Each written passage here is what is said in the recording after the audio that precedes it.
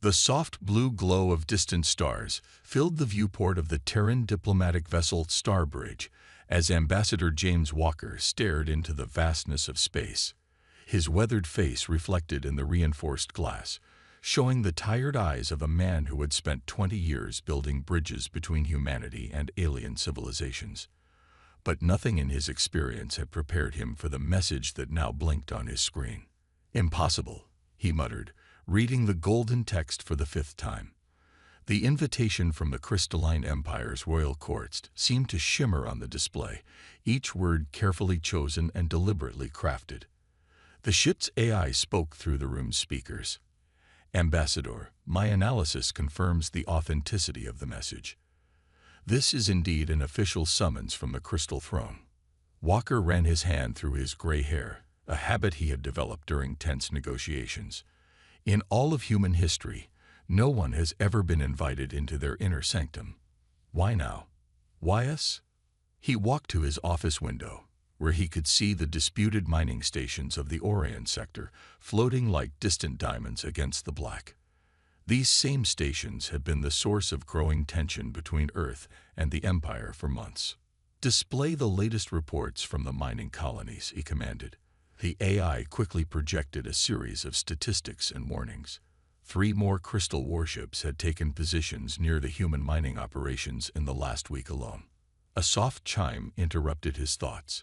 His assistant, Tom, appeared at the door, holding a datapad. "Sir, you need to see this. Our sensors just detected 5 more crystal ships entering the sector." Walker took the pad, his eyes scanning the data. The crystal ships had taken formation around the largest human mining station. Their message was clear: surrender the mining rights or face the consequences. "They invite us to their court while threatening our colonies," Walker said, placing the pad on his desk. "This isn't diplomacy. It's theater." Tom shifted nervously. "Sir, the last 3 species that refused crystal demands lost their colonies. Some lost their homeworlds. Maybe we should consider their terms." Walker turned to face his assistant, his expression firm but calm. "Tell me, Tom, what do you know about the Crystal Court?" "Only what everyone knows, sir. Their emperor hasn't left the throne room in 3 centuries. No one's allowed to look directly at them. Most species aren't even permitted to stand in their presence. They have to crawl. And what do you think would happen to humanity's reputation if we crawled?" Tom fell silent, understanding the implications.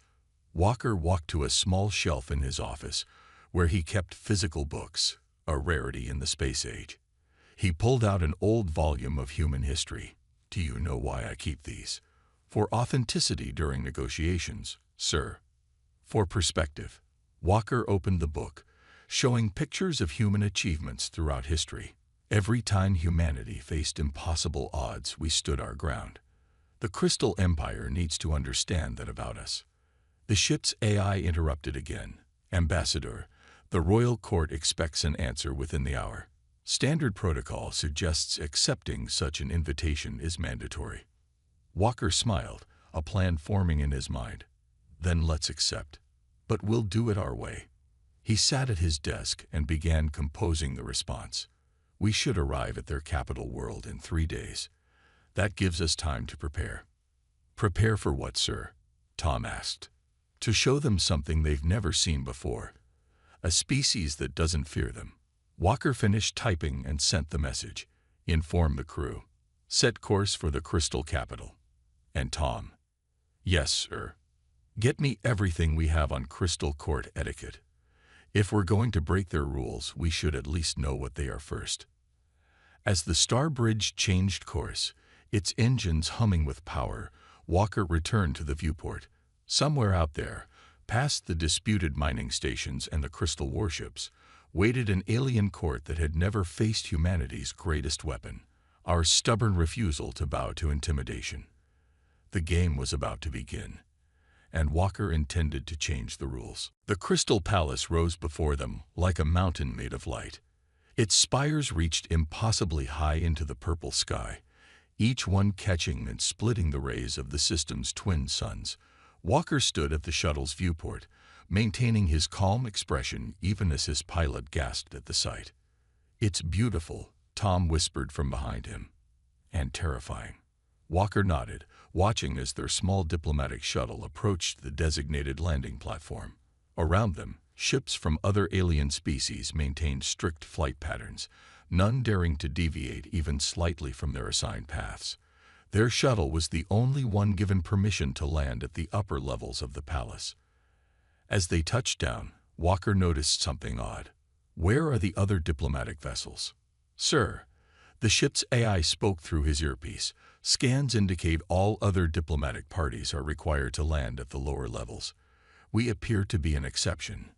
"Or a test," Walker replied, straightening his simple black uniform.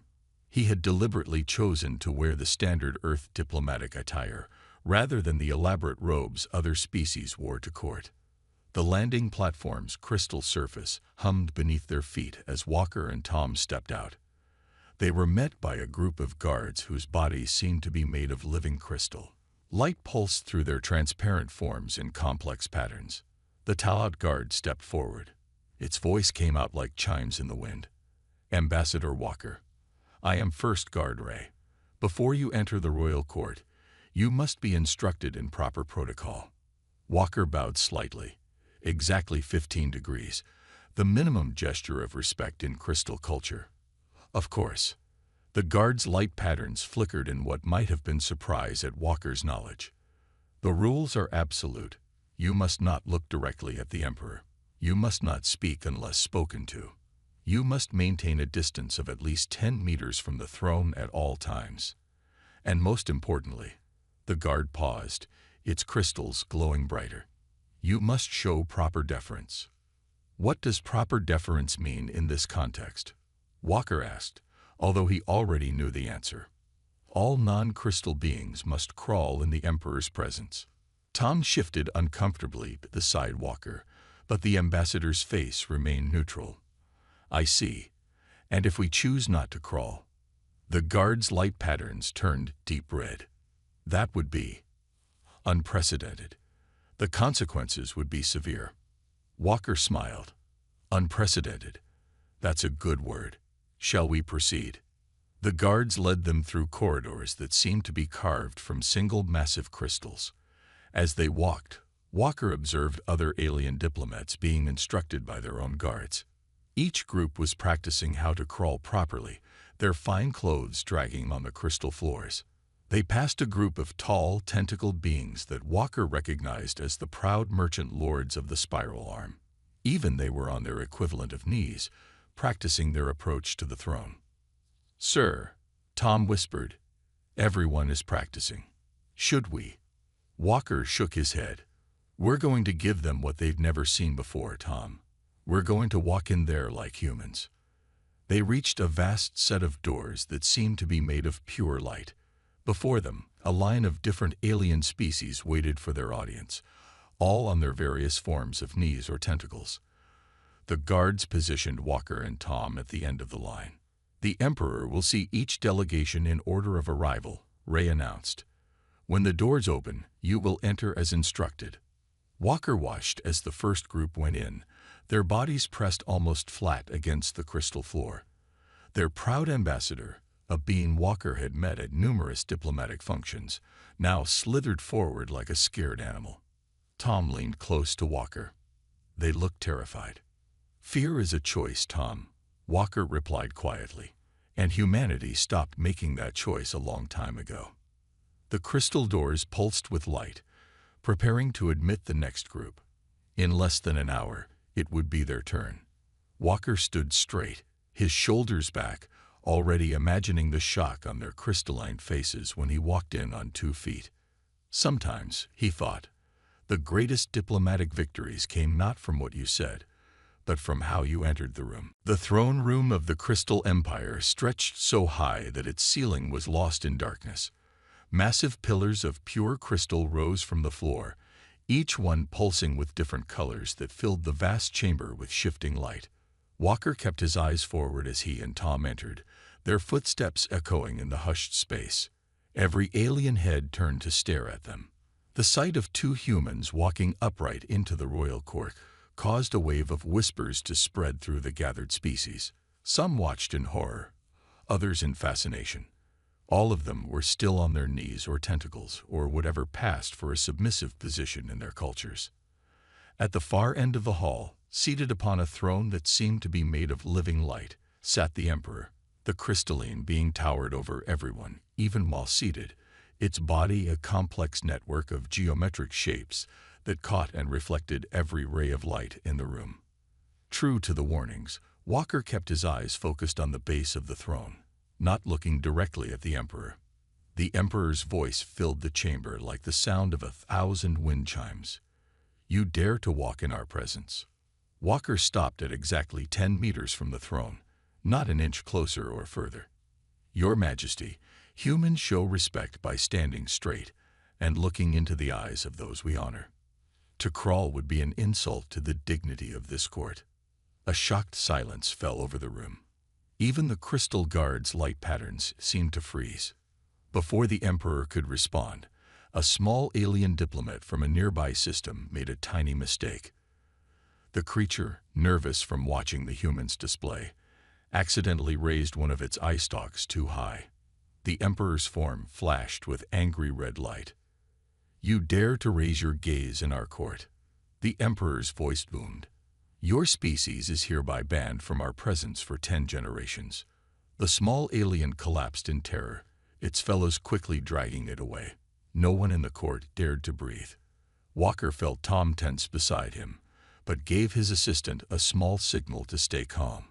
The Emperor turned its attention back to the humans. "Your kind is either very brave or very foolish. Our empaths, tell us what you sense from these humans." 3 crystalline beings floated forward, their forms more delicate than the Emperor's. They circled Walker and Tom, their bodies glowing with soft purple light as they read the humans' emotional states. The first empath spoke with surprise.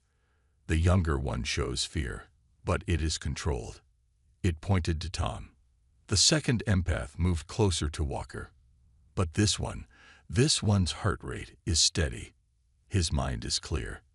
The crystal being sounded confused. "He shows no fear at all." The third empath backed away slightly. "Impossible. Every species fears the crystal throne. It is the natural order." Walker allowed himself a small smile. "Your Majesty, humanity has a long history of questioning the natural order. Fear is a choice where I come from, and I choose not to fear that which I've come to respect." The Emperor leaned forward slightly, causing every alien in the room to press themselves lower to the ground. "You cling to respect our throne, yet you defy our customs." "I respect you enough to show you humanity's true face," Walker replied. "Not the face we think you want to see." Light rippled through the Emperor's form in patterns Walker couldn't interpret. For a long moment, the chamber was silent except for the soft hum of crystal against crystal. Finally, the Emperor spoke again. "Very well, human. You have our attention. Speak your piece about the mining rights, but know this: our patience has limits." Walker nodded, maintaining his dignified stance. "As does humanity's, Your Majesty. As does humanity's." In that moment, every being in the court realized they were witnessing something unprecedented. A species that treated the crystal throne as an equal, not a god. Whether this was diplomacy or suicide, only time would tell. 3 days of tense negotiations had passed in the crystal court. Walker had watched as various alien species came and went, each crawling before the throne, each leaving with less than they had hoped for. Now it was humanity's turn to face the Emperor's final judgment. The throne room felt colder than before. The crystal pillars pulsed with deep blue and purple lights, casting long shadows across the floor. Walker stood at his usual spot, 10 meters from the throne, his back straight and his eyes focused on the Emperor's lower crystals. "We have considered Earth's position." The Emperor's voice rang out like shattering glass. "Our decision is final. You will surrender all mining operations in the Orion sector within 3 days." Walker remained silent, waiting for the rest. He could feel Tom's tension beside him. The Emperor's form grew brighter, more threatening. If you do not comply, our fleet will remove your presence from those systems. We have been generous in giving you this choice." A hologram appeared in the center of the room, showing the Crystal Empire's warships positioning themselves around Earth's mining colonies. The other alien diplomats watched in horror, knowing what usually followed such displays of force. "Perhaps a demonstration of our resolve is needed," the Emperor continued. The hologram zoomed in on one of the smaller mining stations. A blast of crystal energy shot from the nearest warship, passing close enough to the station to make its shields flare bright blue. "The next shot will not miss." And then Walker did something that would be recorded in the histories of a dozen species. He laughed. It wasn't a big laugh, just a small chuckle really, but in the Crystal Court, where even breathing too loudly was considered an offense, it was like a thunderclap. Every alien in the room froze. The Crystal Guard's light patterns turned blood red. The Emperor's form grew so bright it was painful to look at. Even Tom took a step back from his ambassador. "You dare to laugh?" The Emperor's voice shook the very walls. "You laugh at our power." Walker's chuckle died away, but a smile remained on his face. "I laugh, Your Majesty, because you remind me of something from Earth's history. We call it a schoolyard bully." "Explain." The word came out like breaking ice. A bully is someone who uses fear and threats to get their way. They usually pick on those they think won't fight back. Walker gestured to the hologram. "This display, these threats, we've seen them all before. Many times." The Emperor rose from the throne, something no one in the room had ever seen before. "You compare us to a child's tormentor." "No," Walker replied calmly. "I compare you to every powerful entity that thought humanity would bow to threats. Would you like to know what happened to them?" Without waiting for permission, Walker pulled out his tablet and projected his own hologram. It showed scenes from human history, ancient armies standing against impossible odds, peaceful protesters facing down tanks, single people standing up to entire regimes. "This is humanity, Your Majesty. We've faced extinction-level events and survived. We've confronted empires and won. We've stared into the abyss of our own end and laughed at that too." Walker's voice remained steady. "Your ships don't scare us. Your threats don't scare us.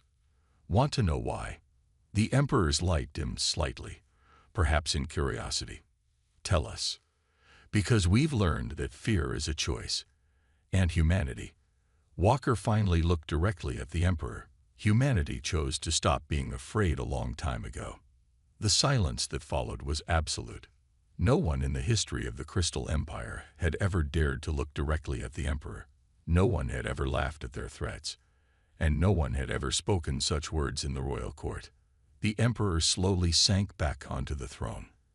When it spoke again, its voice held something new: uncertainty. "You are either the bravest species we have ever encountered," the Emperor said, "or the most insane." Walker smiled again. "Sometimes, Your Majesty, those are the same thing." The crystal pillars in the throne room had shifted to a deep red color, reflecting the tension in the air. Walker stood calmly before the Emperor, his tablet still projecting images of humanity's history of resistance. The other alien diplomats watched in fascinated horror as he continued his unprecedented presentation. "Let me tell you a story, Your Majesty," Walker said, flicking to a new image. 300 years ago, before we reached the stars, humanity faced its own extinction. A virus threatened to wipe us out. Do you know what we did? The Emperor's crystalline form shimmered with what might have been curiosity. "You survived, obviously. We did more than survive. We turned our entire planet's resources towards solving the problem. Rich, poor, different nations, different beliefs. Everyone worked together. We beat it in 18 months. Walker changed the image again. "That's what happens when you threaten humans. We don't break. We unite." "One example does not prove your species' worth," the Emperor chimed, but its voice held less certainty than before. Walker nodded. "You're right, so let me show you more." He began cycling through images faster. This is when we faced our first global food shortage. We developed vertical farming in a year. This is when our oceans were dying. We restored them in a decade. This is when we nearly ran out of energy. We built orbital solar arrays in 5 years. Tom stepped forward, finding his courage. Sir, don't forget the Mars disaster. Ah, yes. Walker smiled. When our first Mars colony lost contact, everyone said it was impossible to reach them in time. We built and launched a rescue mission in 14 days. Half the rescue crew died, but they saved every colonist. The Emperor leaned forward. You speak of sacrifices as if they are victories. To humanity, they are the same thing, Walker replied. Every time someone tells us something is impossible, we take it as a challenge. Every time someone threatens us, we grow stronger. He walked closer to the throne. 9 meters now instead of 10. The crystal guards moved to stop him, but the Emperor waved them back, fascinated. Your ships around our mining colonies. Walker pointed to the still hovering hologram of the Crystal Fleet. They don't scare us. Want to know why? Because right now, every human colony, ship and station is watching this broadcast. And do you know what they're doing? The Emperor's light patterns shifted. Enlighten us. They're getting ready. Not to run. Not to surrender. They're preparing to stand their ground. Because that's what humans do. Walker's voice filled with pride. In the time we've been talking, 3 more human fleets have already entered the sector. Not to attack. We don't want war, but to show you that we won't be bullied. The Emperor rose again, its massive form towering over Walker. You would risk everything. Your colonies, your trade agreements, your very lives. To stand up to a bully. Walker smiled. We've risked more for less.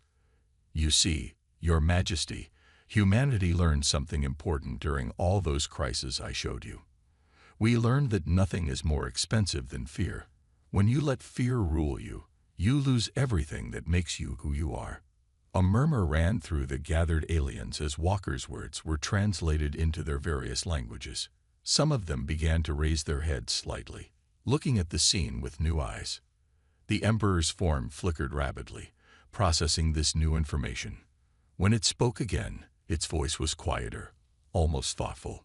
In all our centuries of rule, no species has ever spoken to us this way. No species has ever shown such conviction. Then perhaps, Walker suggested, it's time for your empire to meet humanity as equals. Not as rulers and subjects, but as 2 civilizations that could learn from each other. The Emperor's next words would change the course of galactic history. Prove it. The throne room's crystal walls pulsed with intense light as the Emperor rose to its full height. Its voice rang out like a crystal bell. If you truly believe humans are worthy to stand as equals, then face the crystal trial. A collective gasp echoed through the chamber. The alien diplomats backed away, creating a wide circle around Walker. Even Tom tried to pull his ambassador back, but Walker stood firm. What is this trial? Walker asked, his voice steady. The Emperor's form shifted, creating complex patterns of light. The crystal trial is our highest test. You must withstand the combined psychic pressure of our entire court. No non-crystal being has ever survived it with their mind intact. And if I pass, then humanity will have proven its worth. The Emperor's light dimmed slightly.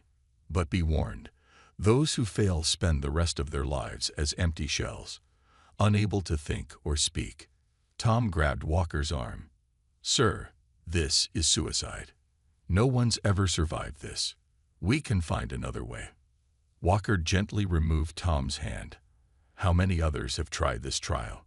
7 species, the Emperor answered. All failed. Walker smiled. Then it's time to make history. He stepped forward, into the center of the circle. I accept your challenge. The Emperor's surprise showed in its flickering lights. You don't want time to prepare. Would it make a difference? No. Then let's begin. The crystal wall suddenly blazed with blinding light. The crystal court members floated up from their positions, forming a circle around Walker. Their bodies glowed with increasing intensity, and the air itself seemed to crackle with energy.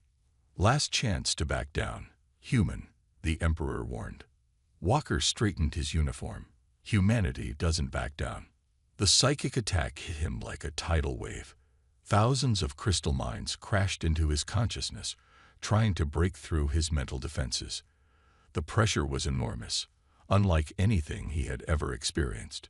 It felt like his brain was being squeezed in a giant vice. But Walker didn't fight it.